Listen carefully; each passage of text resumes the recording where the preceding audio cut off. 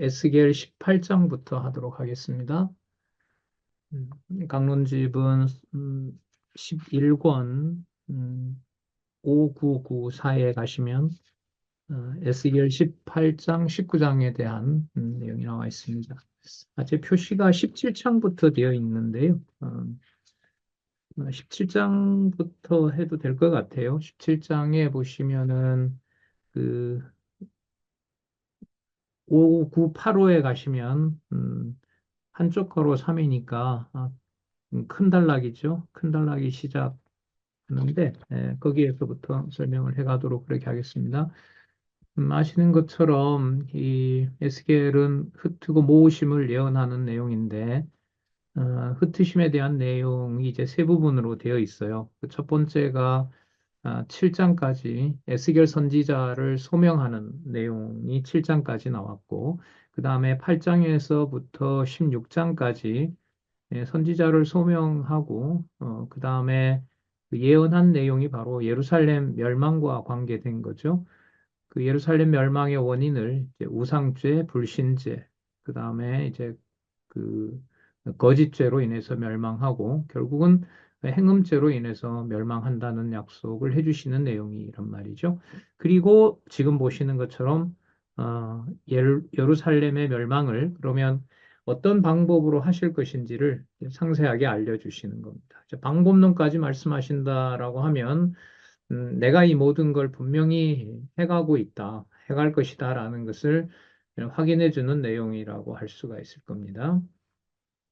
자, 그 다음에 양쪽 가로 1에 보시면 17장에서부터 20장 44절까지 예루살렘의 멸망 예언이 나타나는데, 자, 먼저 17장에 여러 가지 비유 예언으로 어, 예루살렘의 멸망 방법을 알려줍니다. 먼저 비유로 설명을 하시는데요. 17장 1절에서부터 10절에 보시면, 음, 그리고 참 본문 들어가기 전에 이 부분을 한번 좀 보고 넘어가도록 할게요. 5985에 보시면 두 번째 단락에 밑에서부터 이제 다섯 번째 줄에 보시면 예루살렘의 멸망 방법을 알려주시는 내용에서 이게 장차 메시아에 대한 예언이다라는 걸 알려주는 내용이 있어요. 밑에 보면 5985 밑에서부터 두 번째 단락 하나, 둘, 셋, 넷, 다섯 번째 줄 이는 장차 오실 메시아가 이방인의 손에 죽임을 당하실 섭리에 대한 예표로서의 모형과 그림자로서 한번 볼게요. 대속의 죽음을 당하실 메시아를 보내어 주실 것에 대한 여호와의 언약 계시이다. 여기에 이제 강조하고 있는 것이 이제 대속죄지요. 대신 이제 죄값을 치르시는 바로 그 메시아에 대한 약속이라고 할 수가 있습니다. 음, 이사야, 예레미야, 에스겔, 다니엘이 이제 대선지서인데 각각의 선지서의 특징을 아는 것이 좀 의미가 있습니다. 이 에스겔은 2차 침략이 끝나고 이제 거의 예루살렘이 이제 유대 나라가 멸망할 때 어, 에스겔 선지자를 보내서 주로 이상 중에서 예루살렘의 멸망을 알려주는 겁니다. 그러니까 눈에 보이는 현상보다 훨씬 더 심각한 상황을 알려주고요. 나중에 그 모으심에 가면 이 땅에서 결코 볼 수 없는 모으시는 나라의 백성을 모으고 땅을 다시 모으고 그 다음에 통치를 다시 회복시키는 그런 약속을 모으심에 가서 해주시거든요. 지금 여기 이제 대속의 죽음을 당하실 메시아라고 이제 이렇게 나오는 것을 보면 어, 좀 이렇게 연결이 돼도 될 것 같아요. 에스겔서가 이제 이상 중에 남쪽 유다의 그 죄를 지적하고 그리고 어, 아주 처절하게 멸망하는 것을 에, 상세하게 역사적인 기록을 통해서 살펴본단 말이죠. 그 기록을 하고 있고 그걸 예언을 해주는 내용인데 그리스도의 대속 사건과 이제 그것과 연관을 시키면은 어, 우리가 이제 상상할 수 없는 하나님의 진노와 심판을 에스겔서의 이 멸망 방법에서 살펴볼 수가 있는 거죠. 그냥 오셔서 대속주가 되시면 뭐 되셔도 되시고 그냥 인류의 죄를 위해서 당신이 이제 구속주가 되신다라는 거 그런 어떤 일반적인 이해에도 이해에 머물 수가 있는데 이제 이 대선지서 이제 이사야라든지 특히 예레미야와 에스겔서를 염두에 두게 되면 그리스도께서 오셔서 얼마나 많은 그 인류의 죄와 그 다음에 본인이 겪어야 될 것이 얼마나 처절한지를 이 선지서를 통해서 알 수가 있는 거예요. 그 예레미야 애가는 이제 그 뭐 눈물에 던지자 뭐 이렇게 이제 일반적으로 얘기를 하잖아요. 에스겔 같은 경우에도 혹독하게 그 남쪽 유다의 멸망을 그 온몸으로 겪게 하시죠. 그 말은 범죄한 것에 대해서 하나님이 미워하는 악에 대해서 하나님이 얼마나 무섭게 심판을 하실 건지를 알려줘요. 그럼 그 말은 지금 여기에 이제 단어 하나로 나오지만 왜 그리스도께서 뭘 하시는 죽음을 준비하신다? 대속하는 죽음을 하시는 거구나. 그 남을 이렇게 대신해서 전 인류를 대신해서 죄인도 아닌 그리스도가 죽으신다라는 이 대속의 의미를 뭐 저자는 의도를 가지고 저는 기록했다고 보고요. 이제 문제는 그 대속을 예를 들면 17장에서부터 24장까지 나타난 이 때리시는 내용과 이제 로 연관을 시켜야 되죠. 그게 이제 공부를 해가는 사람들의 중요한 공부 자세라고 할 수가 있겠죠. 자, 그걸 이제 우리 배경으로 이제 삼고요. 계속해서 살펴보도록 하겠습니다. 대속 죽음을 당하실 구절들은 뭐 여러분들 메모에 많이 되어 있습니다. 그래서 지금 이 세 번째 단락을 소개하는 부분은 사실 이 매 요약마다 소개를 해요. 이 에스겔은. 예를 들면 한 장 넘겨보시면 17장 1절에서부터 10절이 있잖아요. 예. 17장 1절에서부터 10절인데 백향목과 두 독수리와 포도나무 비유로 멸망을 예언하는 내용이 나오는데 이게 한 장 넘겨보시면 11절에서부터 21절까지 그 시작하는 바로 그 위에 단락 그러니까 첫 번째 단락 두 번째 단락 두 번째 단락 세 번째 줄에 보시면 그 언약의 성취 결과는 백성의 죄값으로 죽으실 메시아에 대한 언약의 말씀을 내포하고 있을 뿐만 아니라 이렇게 나오잖아요. 그러면 메시아에 대한 언약 말씀, 어떤 메시아? 백성의 죄값으로 죽으실 메시아. 그래서 지금 에스겔의 특징은 어떻게 돼 있냐면 단락마다 그리스도를 계속 설명을 해요. 우리 요한복음 5장 39절 기억하시죠? 너희가 성경에서 영생을 얻는 줄 알고 성경을 상고하거니와 그 성경이 나에 대하여 증거하는 것이로다. 라고 하는 것을 충실하게 따르는 방식인 거죠. 그러니까 매 요약한 단락마다 누구를 연결을 시킨다는 거예요? 그리스도를 연결을 시킨다는 거죠. 이렇게 성경을 보는 게 신약에 가서 본다면은 신약의 모든 그리스도에 대한 성취 내용이 나올 때마다 전부 어디에 근거를 가지고 있다는 말이 돼요? 구약의 근거를 가지고 있다는 거죠. 그러니까 구약의 근거를 갖는다는 말이 어떤 거는 창세기고 어떤 거는 에스겔이고 이런 게 아니라 구약의 모든 내용들이 신약의 모든 내용에 뭐가 된다? 근거가 된다는 거예요. 그게 성경 개론의 이제 구조 아니에요. 그죠? 점점 단계가 올라가면서 서로 연관이 되는 것하고 관계가 있습니다. 예, 그 부분들을 제가 다는 찾지는 않고요. 그 끝나는 부분, 뭐 양쪽 가로, 때로는 동그라미, 때로는 양쪽 가로, 때로는 한쪽 가로, 그 선에서 이제 그리스도와 관계된 우리 이른바 세 번째 단락을 공부하는 그 내용들을 조금씩 찾아보도록 그렇게 하겠습니다. 5989에 가시면 17장 11절에서부터 21절 수수께끼 및 비유의 해석으로 예루살렘 멸망을 예언합니다. 더 정확하게 말하면 예루살렘을 멸망시킬 걸 예언하는 거죠. 그러니까 반드시 뭐 한다? 멸망시킨다라는 겁니다. 그런데 넘어가시면은 5992에 가시면 17장 22절에서부터 24절에 보시면 뭐 해주신다고 해요? 예, 회복을 통해 여호와의 능력을 알린다라는 비유로 알린다고 하시면서 비유를 예언합니다. 자, 그런데 중요한 말씀이 나오는데 18장에 가면 어, 자기 죄로 죽고 자기 의로 산다 이런 말씀이 나와요. 그러니까 죄범한 자의 멸망을 예언하는데 어, 각자 다 자기 죄로 죽는다라는 이런 말씀이 나와요. 이게 왜 이렇게 나오냐면 이스라엘 백성들이 이제 하나님한테 이제 징계를 받는단 말이죠. 그리고 멸하는 심판을 하실 때 유대 백성들은 어떤 이제 반론을 펼 수 있죠?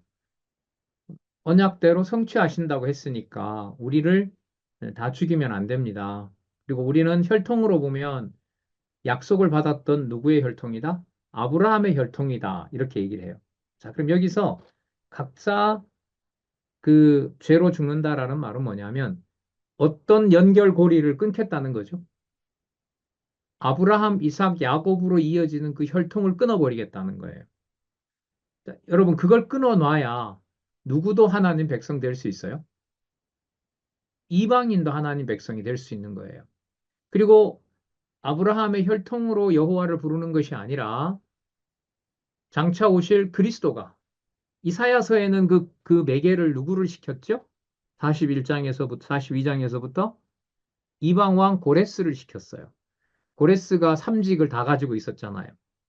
그 53장에 보면 선지지, 왕지, 제사장지 다 가지고 있어요. 그러니까 그 자체가 벌써 이사야서에서부터 자손 땅 통치의 의미가 기준이 어디에 있는 것을 붕괴시킨다? 이 땅에 있는 기준을 붕괴시킨다는 거예요.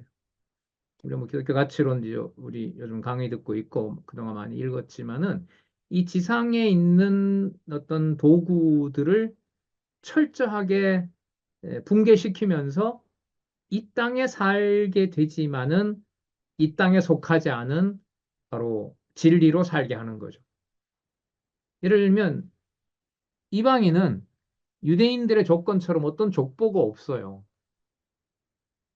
이 땅에서는 어떤 근거가 없단 말이죠. 하나님 여호와를 부를. 그런데 남쪽 유다를 멸망시키면서 여호와가 임하시는 성전도 개방을 했고 여호와의 이름을 이방인들도 부르게 하셨어요. 근데 그 부르는 이제 방식이 아브라함의 자손만 부르던 방식이 아니에요. 어떤 방식을 택하느냐? 여호와께서 자기 자녀를 직접 낳았다라는 사실을 확인해 줘요. 그게 여러분 이사야 7장인 거죠.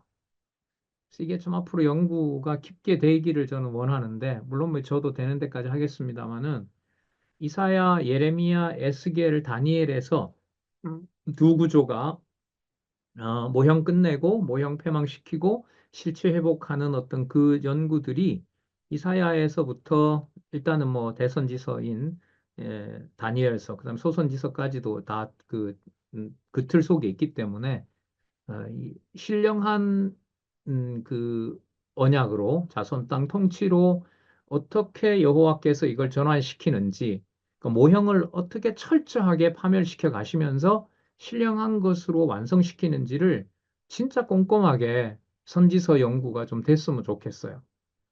옛날에 뭐 다니엘서 그 구조와 관계없는 역사적 뭐 그런 사건 그거 이제 하나만 나와 있고 어떤 연구도 없어요.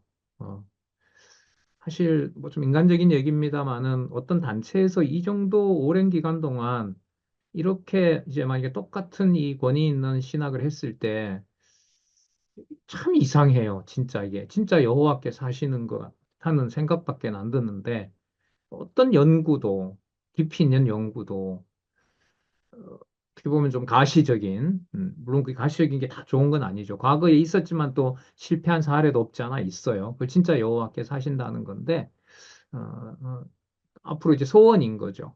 그런 연구들이 치밀하게 되어 있어서 어떤 자료를 딱 봤을 때 그 연구된 자료들이 이렇게 좀 여러 권이 있었으면 참 좋겠다 이런 생각이 들어요.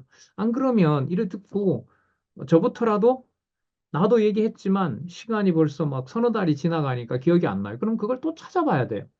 영상 어디 들어가서 찾아봐야 되고 그 메모를 또 찾아봐야 되고. 그런데 이걸 같이 연구하는 사람이 있으면 그걸 딱 그냥 하나로 딱 논문으로 딱 정리해 놓으면 그 딱 찾아보면 그냥 순식간에 아 이거구나라고 이렇게 한 그 이제 자료 데이터베이스인데 그런 게 좀 됐으면 참 좋겠다 이런 생각이 듭니다.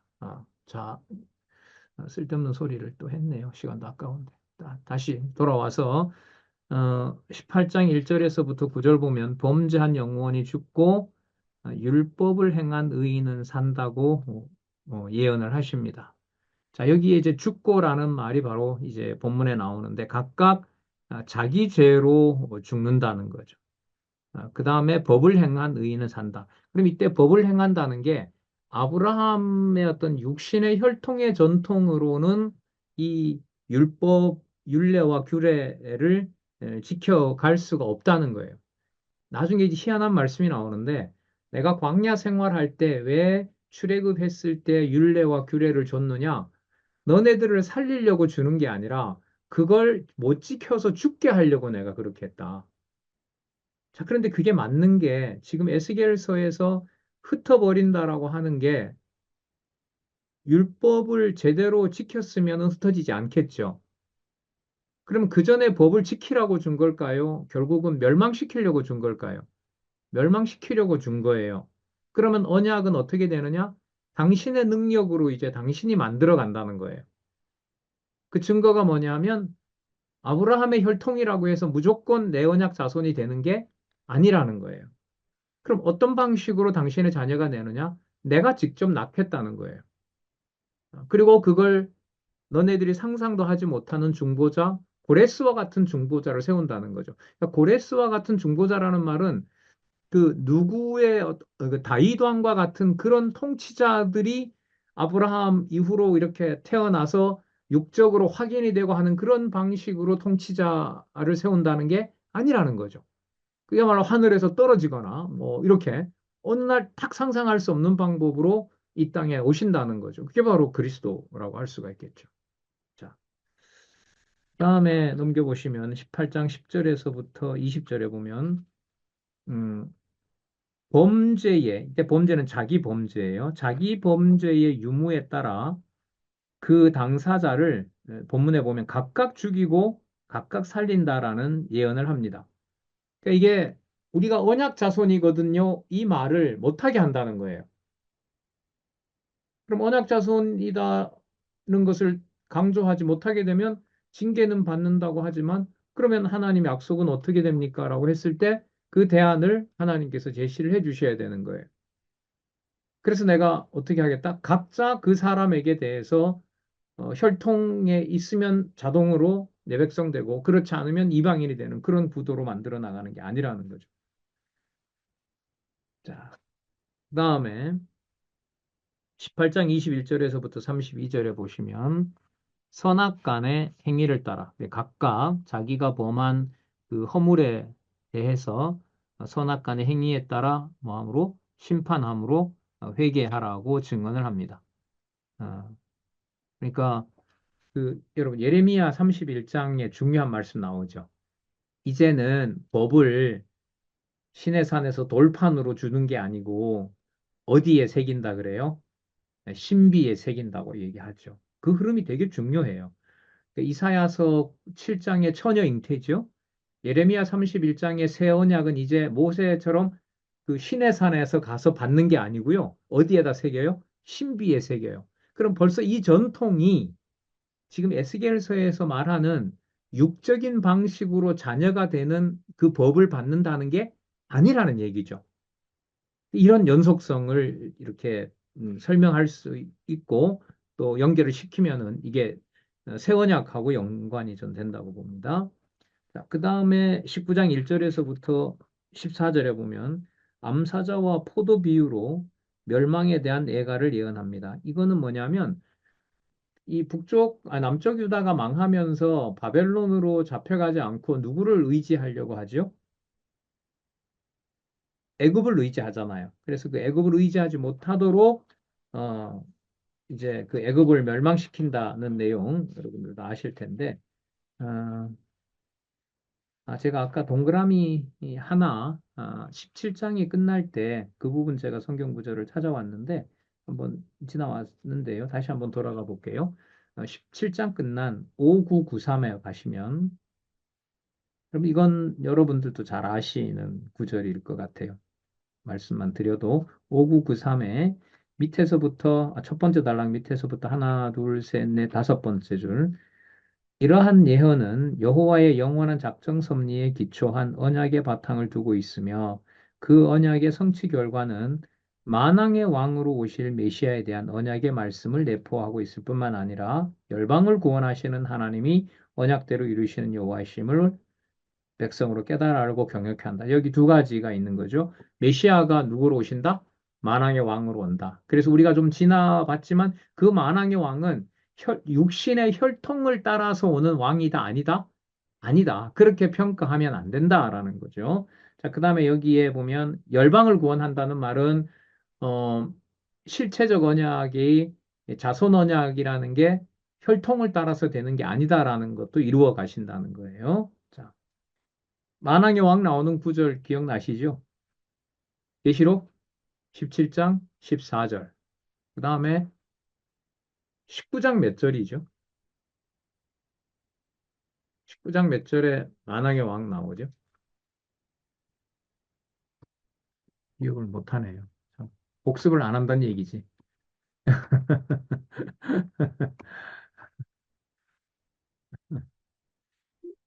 복습을 안 한다는 얘기지. 19장 16절. 네. 19장 16절. 17장 14절만 믿고 있다가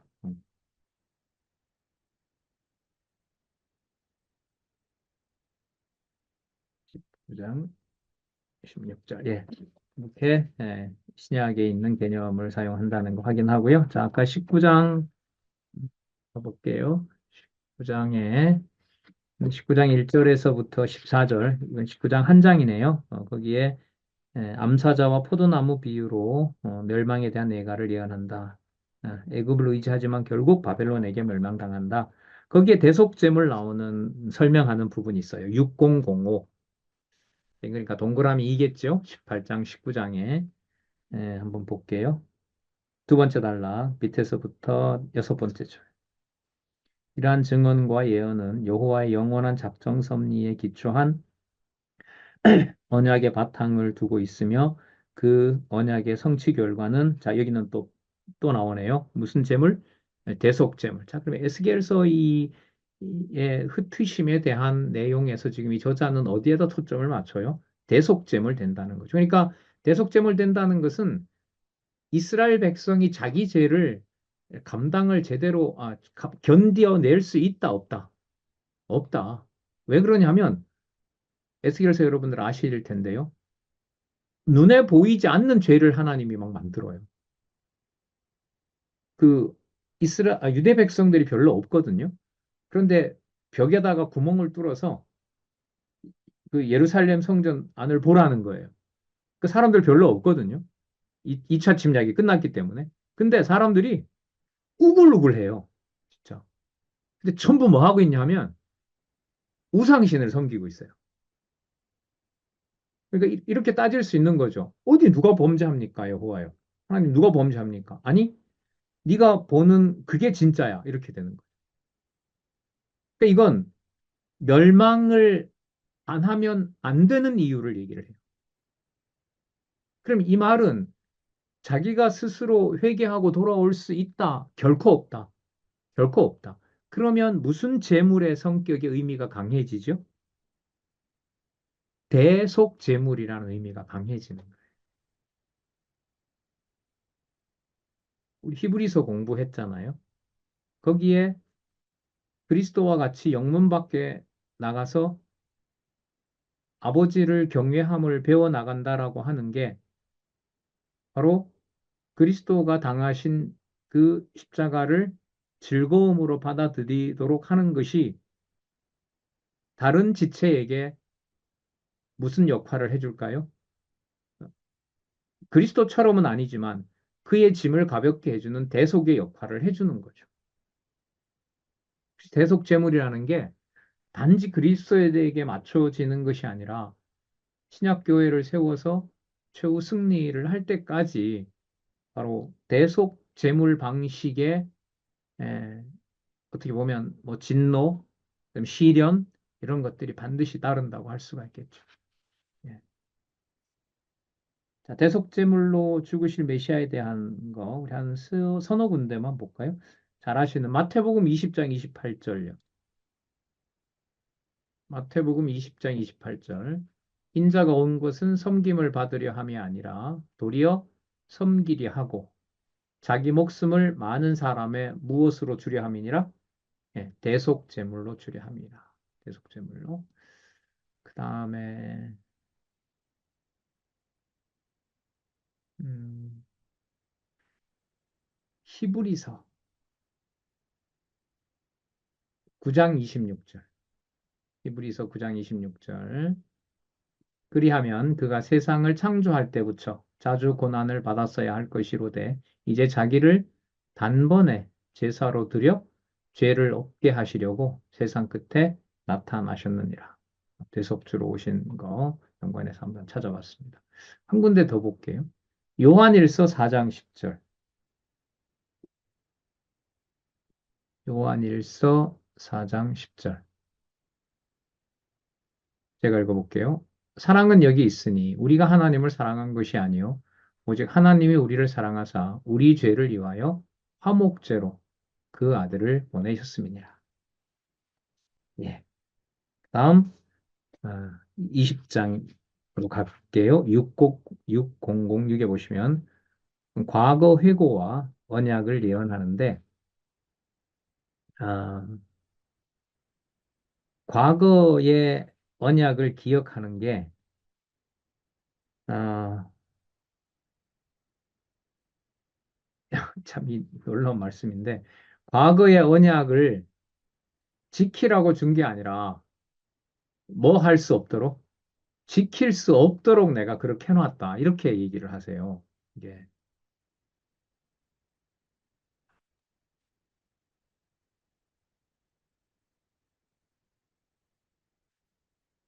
음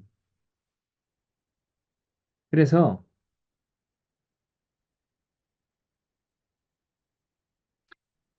20장 10절에서부터 17절에 가면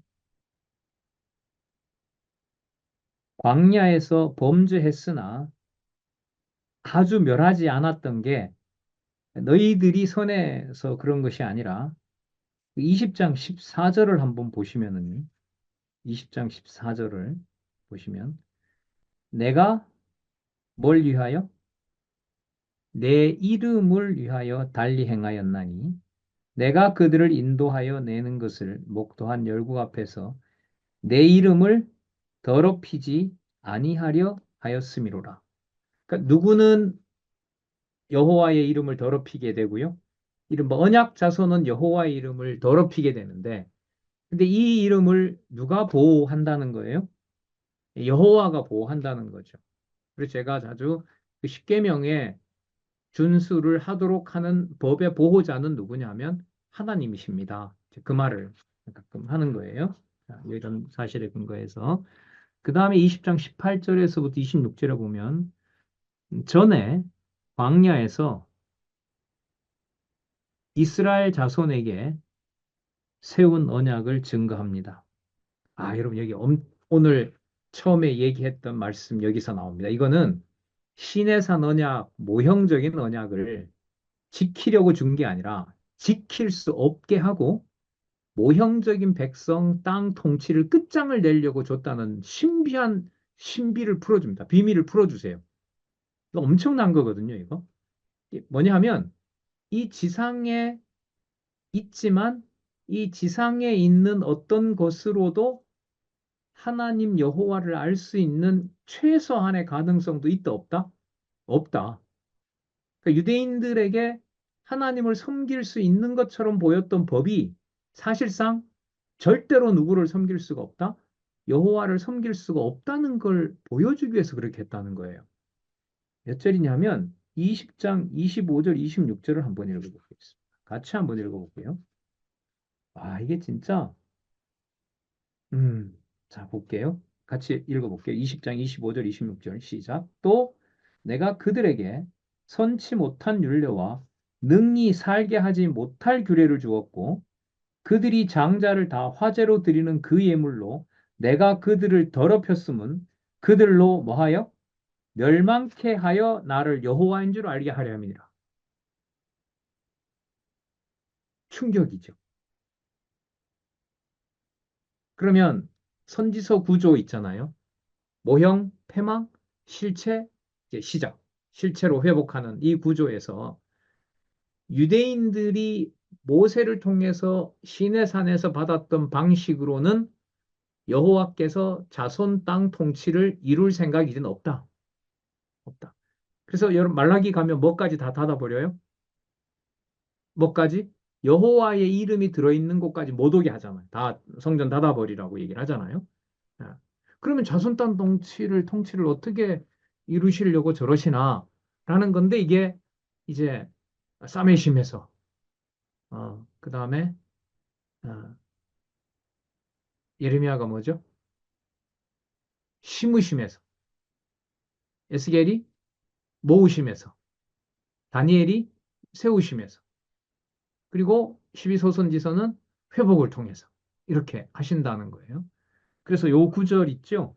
20장 25절, 26절 율례와 규례 그리고 여호와를 섬기는 그 제사 그 모든 것들을 뭐 하려고 주셨다? 멸망케 하려고 살 수 없게 하려고 그렇게 주셨다는 거. 여러분 이걸 강조하면 그리스도의 대속이라는 게 어느 누군가가 그 대속을 대신할 수 있을 여지가 전혀 없어지나요? 아니면 뭔가 이렇게 여지가 더 생기나요? 전제죠. 그러니까 그리스도께서 이 땅에 육의 몸을 입고 오셨고 그에게 이제 쏟아질 그가 감당해야 될 그 재물 사역이라는 것이 왜 그렇게 혹독하냐? 에스겔서에 약속되어 있기 때문에 그렇습니다. 어느 누구도 대체할 수가 없어요. 예.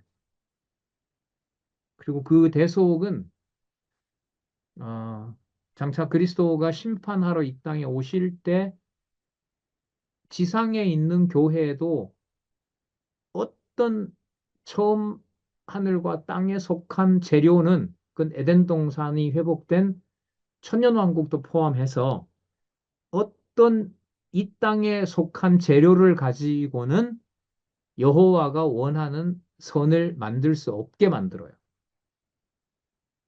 그러니까 처음 하늘과 처음 땅이 반드시 뭐 해야 돼요?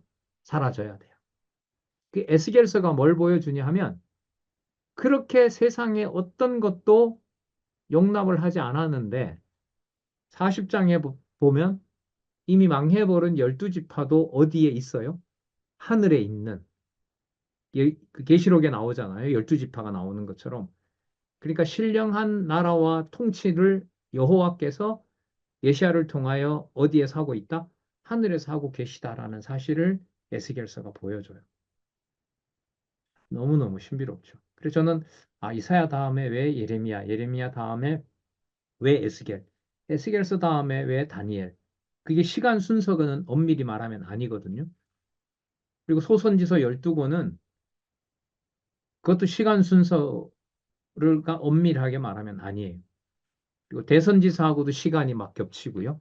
지난번 선지사하면서 우리 살펴봤지만은 어떤 시대에는 소선지자, 대선지자 합해서 네 명이 동시에 활동해요. 그러니까 네 명이 계시를 같이 받아요. 그런데 다 그 목적이 어때요? 다른 거예요. 다른 거예요. 이걸 나중에 그리스도가 오셔서 하나로 다 이루신다는 거죠. 그 다음에 20장 27절에서부터 32절에 열조가 섬긴 우상을 결코 숭배하지 못하게 하신다. 열조가 섬긴 우상, 그 열조부터 현재까지 다 이제 우상 섬겼다고 규정을 하는데 열조가 섬긴 우상을 섬기지 않게 하려면 예루살렘을 뭐 해야 돼요? 멸망시켜야 되는 거예요. 이게 이제 방법인 거예요. 그리고 33절에서부터 44절. 그런데 누가 있죠? 돌아온 자들을 다스려 여호와를 섬기게 한다. 이 남은 자, 돌아오는 자. 자, 그들은 여호와의 자기 맹세로 말미암아 돌아온다고 얘기를 합니다. 음,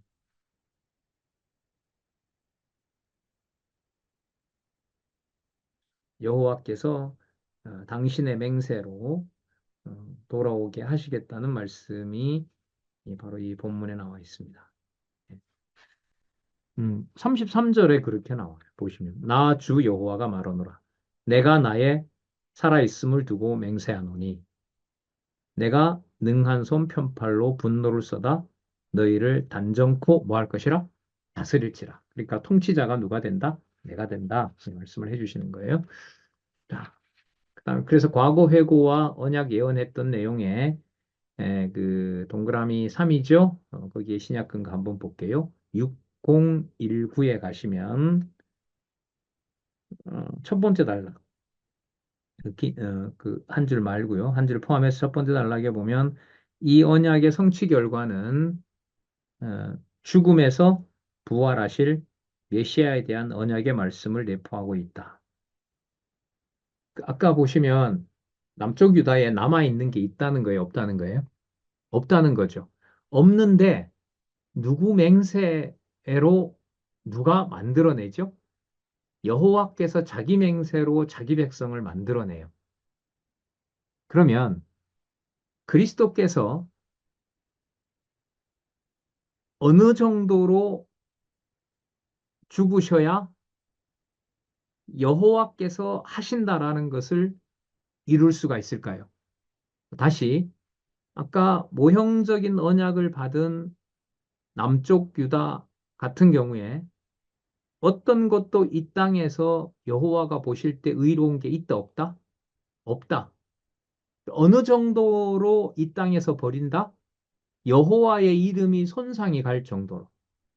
그럼 이걸 그리스도가 이루신다는 말은 그리스도가 죽으시는 방법, 멸망 방법이잖아요, 지금. 그리스도가 죽으시는 방법이 우리가 이 세상에서 어떤 의로운 죽음을 생각할 수 있는 어느 정도는 납득할 수 있는 그런 죽음을 죽으신다는 걸까요? 아니면 상상할 수 없는 죽음을 죽으신다는 걸까요? 후자인 거죠. 어느 정도로 남쪽 유다를 이 뭐라 합니까? 칼과 기근과 연병 기억하세요? 칼로 친 자 남은 자 뭘로? 기근으로. 기근으로 살아남은 자 뭘로? 연병으로. 그리고 기근이 심할 때는 자녀들이 몰래에게 바치던 자녀를 그 입속에다 집어넣는 거죠. 그럼 이게 그리스도가 죽으면서 죽으시고 부활한다라고 했을 때 어떤 죽음으로 죽으셔야 되는지 그리스도는 너무나 잘 알아요. 뭘 보고? 예레미야가 특히 에스겔서 내용을 알고 있으시단 말이죠. 그럼 당신에게 다가올 죽음의 방법이 그냥 의롭게 막 멋지게 전사하는 이런 게 아니에요. 봐도 들어도 그의 죽음을 감당을 할 수가 없는 죽음을 준비한다는 거예요. 여러분, 이 정도까지 좀 와야 계속, 아이고, 또 번복하네? 죽음에서 부활하실 그리스도? 근데 이게 이사야에도 나오고, 예레미야에도 나오고, 에스겔에도 나오고, 다른 소선지서 또 비참한 나오는데, 그게 그건갑다 하는데, 본문에 들어가서 이 지금 그리스도의 죽음과 관련해서 어떤 죽음을, 어떤 패망을 남쪽 유다를 했느냐라는 것을 보면, 그리스도가 짊어지고 그 짊어져야 될 짐을 아버지여 하실 수만 있다면 이 잔을 나에게서 물러가게 해달라고 하든지 또 기도하시는 모습에 보면 뭐와 뭐가 섞여 나온다고요? 예, 물과 피가 섞여 나오는 거죠. 이게 터지는 거거든요. 이게 꽉 깨를 쓰면 속에 장기가 터지잖아요. 근육이 터지고 그 병화 같은 데 보면 고문할 때 막 근육을 터지면 그냥 속에서 터지잖아요. 재채기 해도 실핏줄 터지더라고요. 아주 깜짝 놀랐는데 그 문상을 지난 겨울에 갔다 오다가 이렇게 건조해서 이제 히터를 틀었거든요. 근데 코로나 이후로 제가 재채기를 보통 3번 이상 안 하는데 한 10번씩 해요. 이 재채기가 멋지를 않거든요. 제가 코로나 끝나고. 근데 이제 하고 왔어요. 와서 세수를 하려고 눈을 딱 보는데 깜짝 놀랐잖아요, 제가. 시뻘건 거예요, 이게. 터져가지고. 안과에 가니까 왜 그러냐니까 재채기 해서 그렇다는 거예요. 그러니까 재채기 해서 안압이 높아져도 그게 터지는 건데 이 예루살렘이 멸망한 고통을 받아내야 되는 그러니까 하나님 물러서지 않거든요. 내가 남쪽 유다 멸망할 때 이렇게 멸망할 거라고 내가 다 보여줬는데 이거 물릴 수가 없다 나는. 너 그리고 이거 하려고 내가 보낸 거고. 그런데 그리스도는 이제 육의 몸을 가지고 이 잔을 벗어나게 해달라고 기도를 하시는 거죠. 그리고 아버지의 뜻에 순종하는 걸 배워 나간다고 하잖아요. 우리서에서. 그리고 이것하고 이걸 한번 생각해 볼까요? 너무 글쎄 인위적인 건 아닌데 우리가 이른바 육의 몸을 가지고 이 땅에 태어나는 과정에서 뭐 나름대로 고통을 겪는다. 많죠. 어려운 과정도 많아요. 태어날 때부터. 거기에 비할 바이겠냐는 거죠. 다르게 말하면 가정교회에서 겪는 교회로서 가정에서 겪는 그 고통과 어떤 남모를 모든 그 괴로움이라든지 고통이라든지 슬픔이라든지 그 모든 것들이 그리스도가 내주하시는 성령께서 해가는 일이라면 그 모든 일들이 남쪽 유다가 망할 때 그리스도가 받아냈던 슬픔과 고통과 막 원망과 뭐 이런 거 있잖아요. 그런 모든 감정들이 여전히 우리들에게도 뭐여야 될까요? 분출해야죠. 저는 이게 테이프를 이제 한 뭐 500 몇 개 정도 들으면 진짜 전 바뀔 줄 알았어요. 성경을 몰라서 저렇게 살아왔다고 하니까 테이프를 듣고 마지막 마칠 때는 한 1년 반 정도 이렇게 그때는 테이프였으니까요. 한 박스 사서 듣고 또 듣고 이렇게 해서 실제로 이제 복학할 됐을 때, 아, 난 진짜 그런 줄 알았어요. 성경을 몰라서 내가 이렇게 살았으니까 성경을 알게 되면 내 행동은 상당히 내가 만족한 방식으로 되겠지. 왜냐하면 성경을 몰라서 그랬다고 이렇게 배우니까. 여호와를 몰라서 그랬으니까 이 정도로 여호와를 다 배웠으면. 근데 그게 아니라 더 요동친다는 거죠. 우리로 보면 마지막까지도 좀 놔두면 좋을 텐데 마지막까지 저렇게 몰아치는 경우가 한두 경우가 아니란 말이죠. 그럼 그걸 어떻게 설명할 거냐? 근데 이게 지금 이 에스겔서에 그렇죠. 이사야, 예레미야 보고 에스겔을 빼고 빼내도 망했다고 돌아오는 건 다 설명돼요. 에스라, 느헤미야, 에세이도 다 설명이 돼요. 그런데 왜 이렇게 에스겔은 어떤 면에서 보면 예레미야 보다가 예레미야는 혼자 겪는 건데 이거는 막 민족을 두고 하나님이 무서운 진도를 내린단 말이죠. 이런 게 따라야 되느냐. 그리고 이제 이 세 번째 단락에서는 지금 아까는 죽음에서 부활하실 메시아. 그럼 어떤 죽음이기에 이사야에서 말하는 죽음과 지금 이 20장 그러니까 17장에서부터 에스겔 17장에서부터 24장까지 예루살렘 멸망 방법에서 그리스도는 어떤 죽음을 죽게 할 것인가? 그게 고민이 되는 거죠. 이제 본문에 들어가서 보면 그 고통의 강도는 어느 누구라도 견딜 수가 없고 그 법은 누구라도 지킬 수가 없고 성경은 오히려 지킬 수 없어서 뭐하게 멸망시키기 위해서 줬다고 이렇게 나오는 거예요. 자, 그 다음에 한쪽 가로 일 정리하는 내용 한번 볼까요?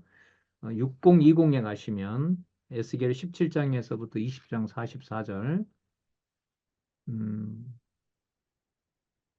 예루살렘의 멸망 예언하는 내용 중에 두 번째 단락에 보시면 거기는 메시아 앞에 어떤 수식어가 있죠? 무슨 주? 대속주 나오죠? 대속주. 그럼 대속주의 그 누구 사건이 나오냐면 죽는 날까지 강도짓 했던 한쪽 강도를 어디로 보내는 거예요? 예, 낙원으로 보내는 게 나오잖아요. 그건 그 사람의 행위와 관계가 있어요, 없어요? 없어요.